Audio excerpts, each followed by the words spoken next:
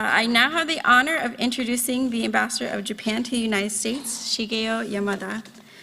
Appointed as Japan's ambassador to the U.S. in December 2023, Ambassador Yamada is a veteran diplomat who previously served as political director for the 2023 G7 presidency. Whether celebrating our shared heritage at the 2026 National Cherry Blossom Festival or supporting critical dialogue like today's event, his leadership has significantly strengthened bilateral ties. We are honored by his participation and deeply grateful of his support for today's symposium. Please join me in welcoming Ambassador Yamada.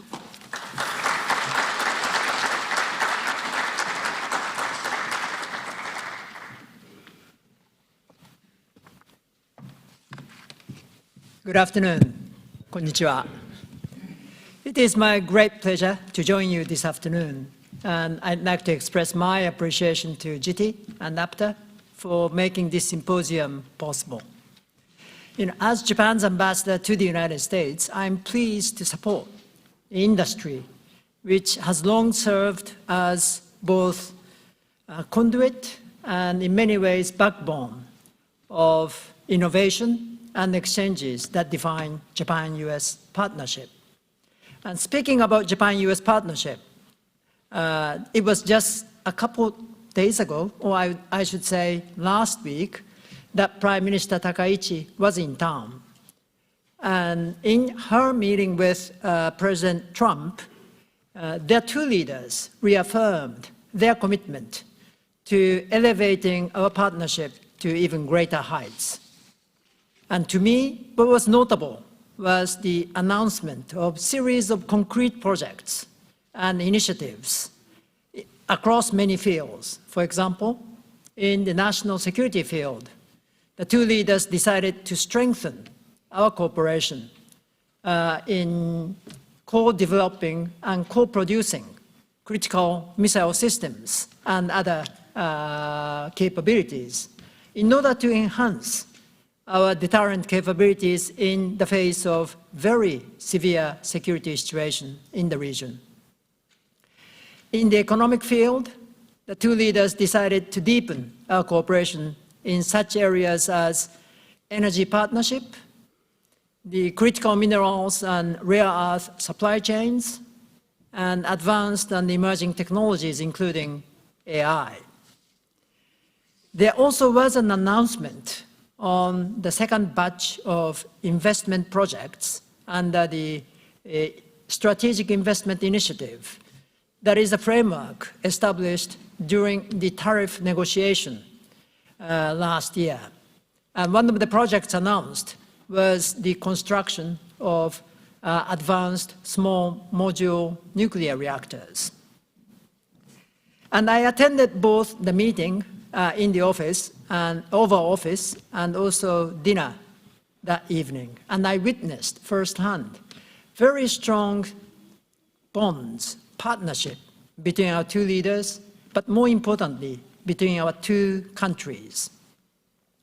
And one very symbolic moment was the photo opportunity of the two leaders beside a small cherry tree.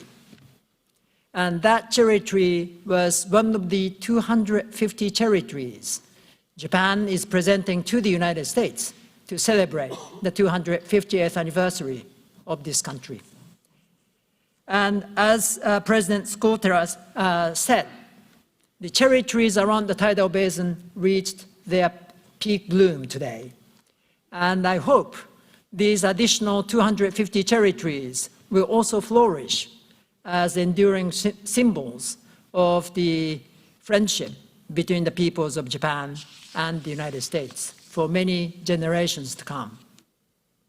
But this friendship needs to be renewed constantly through people-to-people exchanges.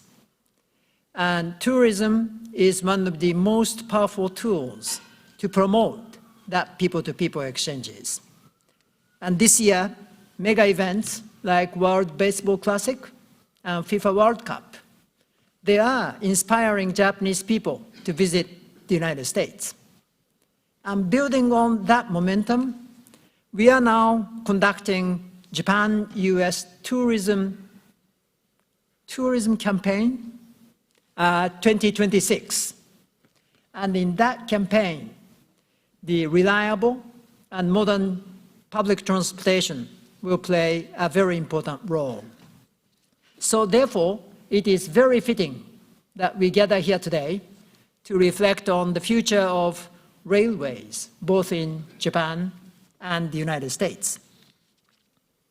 Looking back, more than 170 years ago, in 1854, Commodore Perry first brought model steam locomotive to Japan, and that was the first train Japanese people have ever seen. And ever since then, the Japanese railroad development started. And fast forward, today, Japan is a global leader in railway innovation, with our system renowned for safety, punctuality, and exceptional customer service.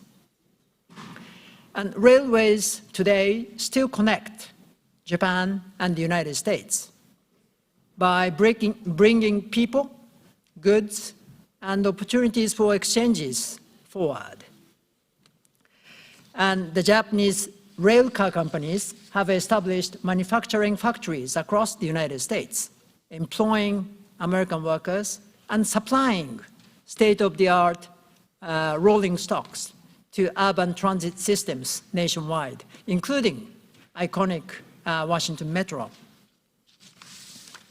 So I hope today's discussion will further deepen cooperation between our two countries in this railroad sector, and thereby strengthening the Japan-US partnership. So together, let us move our partnership forward with full steam. Thank you very much.